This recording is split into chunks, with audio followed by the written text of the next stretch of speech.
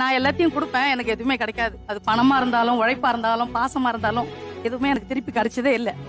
இது என்னோட கர்மா, நான் சொல்லி ஏத்துக்கிட்டு வாழ ஆரம்பிச்சிட்டேன் சார்.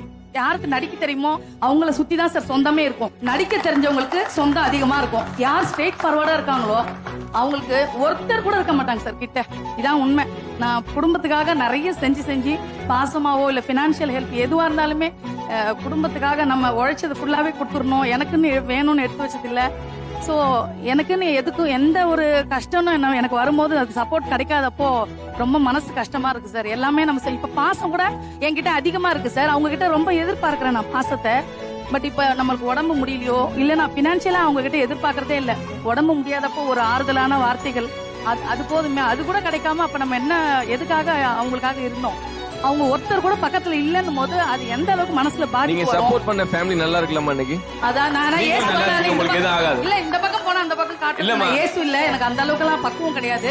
நீங்க ஹாஸ்பிட்டல் படுத்து இருக்கீங்க, நீங்க உழைச்சவங்க, உங்களுக்காக நீங்க எல்லாம் அவங்களுக்காக பண்ணிருப்பீங்க. அவங்க வந்து பாக்கலையோ இல்ல ஒரு ஆறுதலான வார்த்தை கிடைக்கல அப்படின்னா நீங்க எல்லாம் உங்களால இப்படி எல்லாம் பேசவே முடியாது.